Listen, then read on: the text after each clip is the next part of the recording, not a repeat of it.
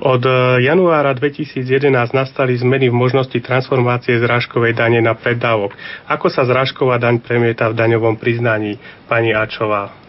Tak toto je častá otázka daňových subjektov, že akým spôsobom a či si môžu premietnúť v daňovom priznaní zrazenú daň, lebo v lani to bolo možné transformovať zrážkovú daň na preddávok a premietať v daňovým priznaním. Toto však už od 1. januára 2011 možné nie je a preto fyzické osoby sa s tým musia vysporiadať.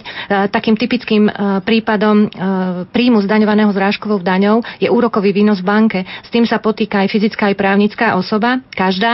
No a práve v tejto oblasti došlo k veľkým k zmene v tom zmysle, že minulý rok sa to uvádzalo, tento zrazený predávok aj v daňovom priznaní. Teraz sa to už neuvádza ani u fyzickej, ani u právnickej osoby s tým, že tieto príjmy, ak sa jedná o fyzickú osobu, sú vlastne príjmy, ktoré nie sú zahrňované do základu dane, vylúčujú sa zo základu dane a preto napríklad aj podnikateľ, ak účtuje, tak úrokový výnos v banke nie je pre neho zdaniteľným príjmom.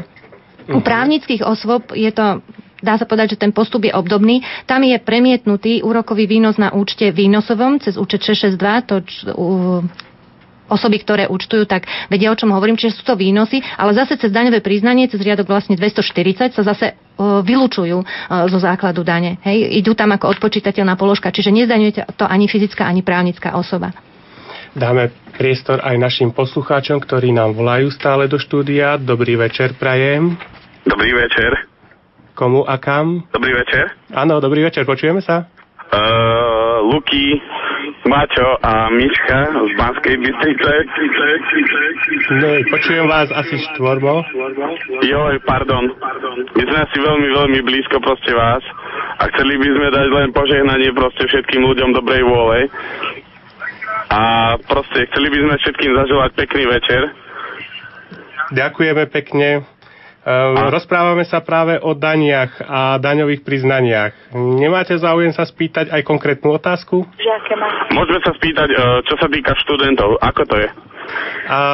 Ako pracujúci študent? Momentálne. Ste pracujúci študent? Áno. Teda ja nie, ale priateľka je študentka, ešte už končí, o 2 mesiace končí. A zarábala si brigádnicky, alebo... Zatiaľ ešte nie. Nie. Dobre, ale je to zaujímavá otázka. Skúsme teda zodpovedať na to, že keď študent si zarába popri teda školení ako brigádnický, má nejaký príjem, kedy, ako a či je vôbec povinný podať daňové priznanie. Daňové priznanie je povinný podať každý, čiže aj študent, ak jeho príjmy za zdaňovacie obdobie presiahnu tú sumu 1779,65 eur.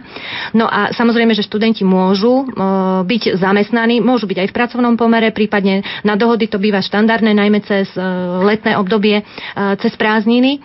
No a títo študenti môžu uplatňovať nezdaniteľnú časť základu dane ako každý iný daňovník, tej sume 3559,30 eur. A nakoľko študenti spravidla za toto obdobie toľko nezarobia, to znamená, aj je im zrážaný predávok z tej činnosti vykonávanej, že cez to daňové priznanie potom následne bude im tá daň vrátená, pretože nezdaniteľná časť základu dane bude vyššia ako ich dosiahnutý príjem. V každom prípade sa im teda to daňové priznanie oplatí dať, ak nezdaniteľnú časť nemali uplatňovanú u zamestnávateľa, a to býva málo kedy u týchto študentov.